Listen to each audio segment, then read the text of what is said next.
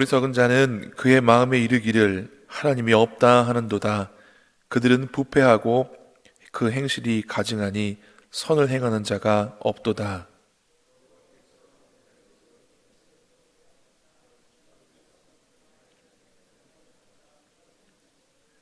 다 치우쳐 함께 더러운 자가 되고 선을 행하는 자가 없으니 하나도 없도다.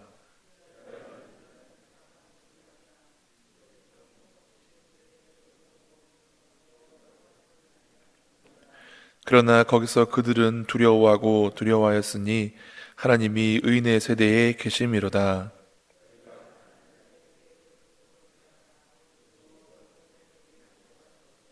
함께 봉독하겠습니다. 이스라엘의 구원이 시온에서 나오기를 원하도다. 여호와께서 그의 백성을 포로된 곳에서 돌이키실 때에 야곱이 즐거워하고 이스라엘이 기뻐하리로다.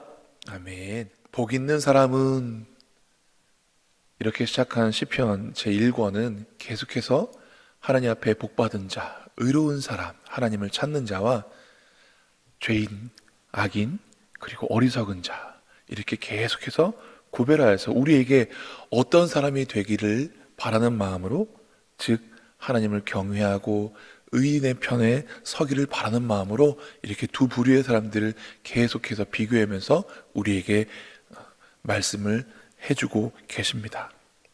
선한 것과 악한 것, 의로운 것과 타락한 것, 우리에게는 늘 선택의 여지가 있습니다. 선택의 기로가 있습니다.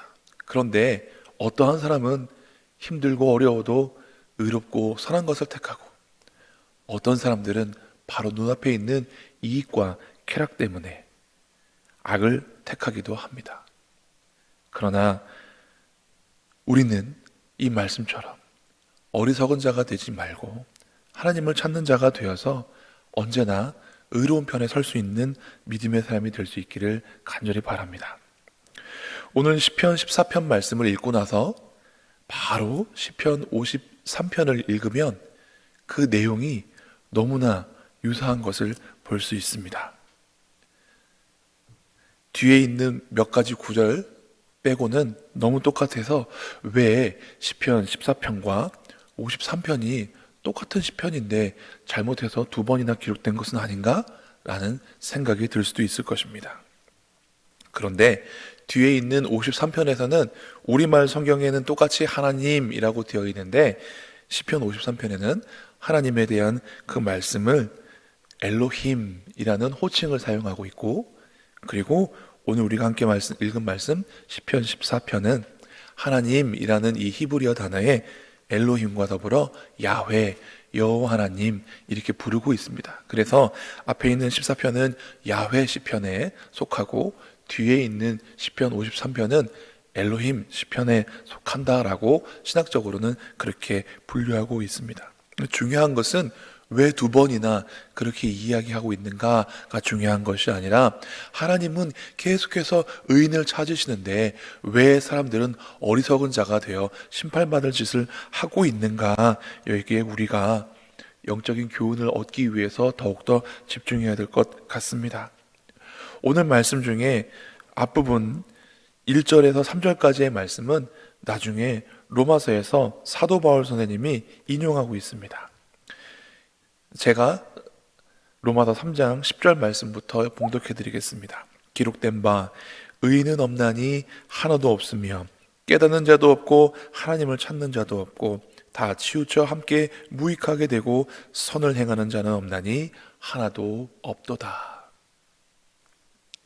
바울은 사람이 행위로서 구원받은 것은 아니라 믿음으로 구원받는 것을 말하기 위해서, 우리가 행위로 구원받고자 하는가? 그러나 선을 행하는 자는 단 한 명도 아무도 없습니다. 하나님 앞에 의롭다 하심을, 행위로서 의롭다 하심을 얻을 만한 그 육체는 아무도 없습니다 라는 그 명제를 말하기 위해서 오늘 시편 말씀을 인용하기도 합니다. 그렇습니다. 우리는 하나님 앞에 행위로는 의롭다 하심을 얻을 수 없습니다. 오늘 이렇게 말씀을 읽고 예배에 나와서 은혜의 자리에 있을 때는 죄를 짓지 않을 것 같지만, 또 이제 하루를 시작하고 세상에 나가서 살아가는 동안 혹은 여러 사람을 만나고 일하고 하는 동안 우리는 죄의 유혹을 견디지 못하고 나의 중심을 지키지 못하고 자칫 실수하여서 죄를 범할 수 있습니다. 그래서 여기에 있는 이 말씀은 절대적인 의인과 절대적인 악인 이렇게 나누기보다는 비록 죄 가운데 살아도 하나님을 바라보며 하나님을 찾는 사람, 그리고 죄가 범람하고 죄가 너무나 많으니까 그래 남도 죄를 짓는데 나도 죄를 져도 되지 하고 하는 그런 죄 가운데 자연스럽게 죄를 범하는 사람, 이런 사람들을 구별하는 것이 옳다고 생각하겠습니다. 우리 14편 1절 말씀을 같이 읽어보겠습니다. 어리석은 자는 그의 마음에 이르기를 하나님이 없다 하는도다. 그들은 부패하고 그 행실이 가증하니 선을 행하는 자가 없도다. 첫째, 어리석은 자의 특징이 무엇이냐? 무조건 악을 행하는 것이 아니라, 행위가 가증한 것이 아니라 그 이유가 있습니다. 바로 마음에 생각하기를 하나님이 안 계시구나 하고 생각합니다. 대부분의 사람들이 눈에 보이는 것을 많이 믿습니다. 그래서 몰래카메라나 이런 걸 보면 현실 세계에는 일어나지 않을 것 같은 일들이 자기 눈앞에 펼쳐졌을 때 놀라고 당황스러워합니다. 즉, 눈에 보이는 것에 많이 좌우됩니다. 그런데 우리 하나님은 눈으로 보입니까? 하나님은 영이십니다. 성경을 읽어보면 하나님께서 때로는 부지 중에 손님을 대접한 아브라함에게 나타나시기도 하고 꿈에 요셉에게도 나타나시기도 합니다. 여러 가지 모양과 방편으로 하나님께서 그의 택하신 사람들에게 나타나시고 말씀하시기도 합니다. 모세에게는 친구를 대하듯이 대면하여서 보셨다라고 성경에 기록되어 있기도 합니다. 그러나 이렇게 하나님을 볼 수 있는 것은 일반적인 것은 아닙니다. 특별한 때에 특별한 하나님의 뜻이 있으셔서 하나님께서 강권적으로 보이신 것이지 누구나 마음대로 하나님을 볼 수가 없습니다. 그래서 어리석은 사람들은 자기의 눈에 보이지 않으니까 하나님이 계시지 않다, 하나님은 없다. 왜요? 눈에 안 보이니까요. 또 하나님은 의로우신 하나님이신데 죄인이 죄를 범하고도 바로 심판을 받습니까? 그렇지 않습니다. 그러니 어떤 사람들은 하나님이 살아계시면 저 사람 악을 행하고도 저렇게 살아남을 수가 없는데 어떻게 저 사람이 저렇게 악을 행하고도 잘 살 수 있지? 떵떵거릴 수 있지? 하나님은 없나 보다. 이렇게 생각을 하기도 합니다. 어리석은 자는 눈에 보이는 것만 믿고, 또 어리석은 자는 지금 있는 현상만 보고 장래의 일을 알지 못하기 때문에 이렇게 하나님은 없다라고 얘기합니다. 성경에 보면 창세기에 요셉이 이집트의 노예로 팔려갑니다. 그리고 보디발 장군의 집에서 종이 되어서 인정을 받습니다.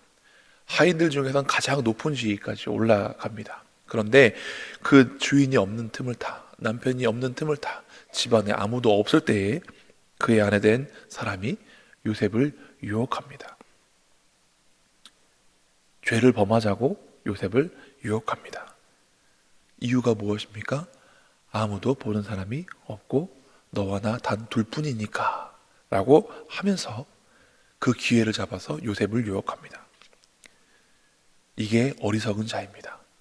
집안에 아무도 없다 하더라도 하나님이 보고 계십니다. 그리고 자기 자신과 요셉 두 사람이 나중에 이 일의 증인이 될 수 있는 것입니다. 그러나 그 여인은 눈앞에 멋있어 보이고 젊어 보이고 잘생겨 보이는 이 요셉을 보고 음란한 마음을 품고 자기가 한 남자의 아내됨을 잊어버리고 망각한 채 죄를 짓기로 결심하고 행동을 합니다. 그렇기 때문에 어리석은 자입니다. 그러나 요셉은 이야기합니다. 주인이 나에게 모든 것을 허락하였어도, 이 집에 있는 모든 것을 나에게 다 맡겼어도 당신은 주인의 부인이시니 내가 그럴 수 없습니다. 인간적인 도의를 이야기합니다. 눈앞에 있는 쾌락과 유익보다는 사람으로서 마땅히 행해야 될 바를 이야기합니다. 그리고 무엇보다 더 중요한 것, 하나님이 보고 계십니다. 내가 어떻게 하나님 앞에서 이러한 죄를 짓겠습니까? 이야기합니다. 즉, 어리석은 자는 하나님이 없다, 하나님을 알 수도 없고 볼 수도 없기 때문에 하나님이 없고, 그렇기 때문에 죄를 짓게 되는 결과를 낳게 됩니다. 그러나 의로운 사람, 하나님을 찾는 사람은 하나님을 믿기 때문에 눈앞에 있는 쾌락을 쫓기보다는 나중에 하나님 앞에 가서 칭찬받는 것을 사모하는 그런 마음이 생기게 되는 것입니다. 저희 신학교에 오면 다 이렇게 예수님 잘 믿고 어려서부터 믿음 생활하던 그런 사람들만 오는 것이 아니라 세상에서 살다가 뒤늦게 하나님을 만나고 또 하나님 앞에 서운하였다가 순종하지 아니하고 막 방황하다가 나중에 뒤늦게 오시는 분들이 계십니다. 제가 학부에 있을 때 대학교에 딱 입학했는데 자녀가 중학생인 40살이 넘는 형님이 오셨습니다. 하나님 앞에서 여러 차례 도망해보고 또 하나님은 없다고 한 적도 있었지만 결국에는 뒤늦게 그 부르심을 따라서 하나님의 존재를 깨닫고 신학의 길로 접어드신 분이 있었습니다. 그래서 저는 이런 분도 오시는구나 하고 위로를 얻고 힘을 얻은 적이 있습니다. 왜냐하면 그때 당시만 해도 저의 믿음이 온전치 못한 부분이 있었기 때문에 그렇습니다.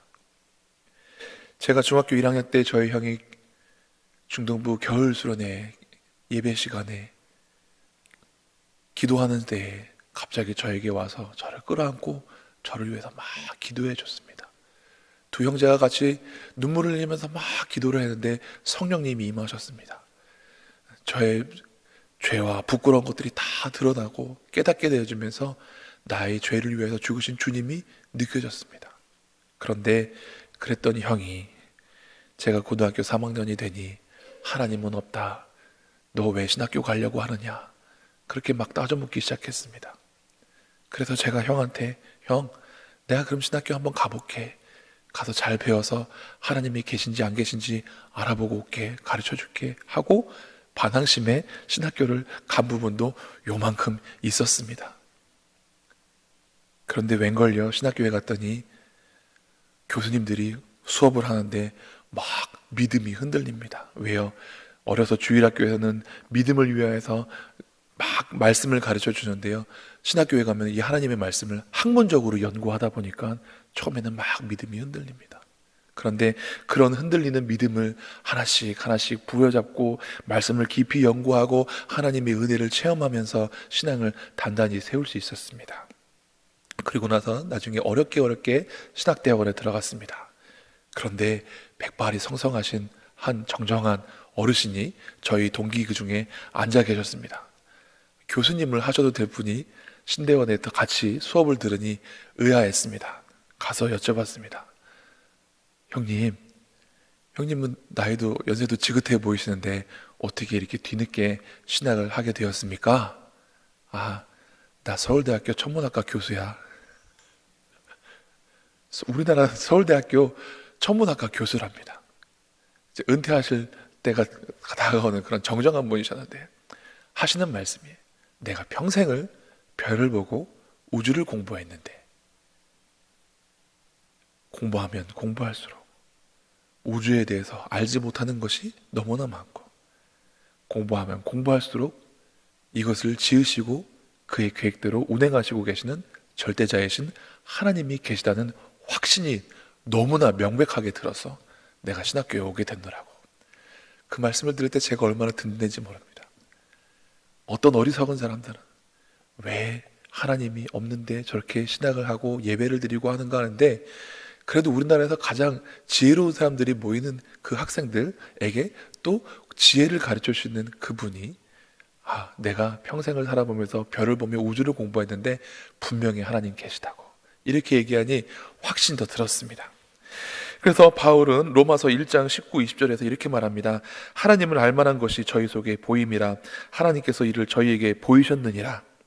창세로부터 그의 보이지 아니하는 것들 곧 그의 영원하신 능력과 신성이 그 만드신 만물에 분명히 보여 알게 되나니 말씀하십니다. 그런데 어리석은 사람들은 하나님의 신성이 만물에 분명히 보임에도 불구하고 나는 안 보여, 나는 몰라 하고 하나님을 없다 합니다. 여러분, 죄 중에요, 좀 안 좋은 죄가 있습니다. 인륜적으로 낳아주신 부모님을 모르고 공경하지 못하는 죄, 이거 굉장히 안 좋은 죄입니다. 그런데 우리를 지으신 하나님, 창조해 주신 하나님, 그 하나님을 몰라보는 죄 얼마나 크겠습니까?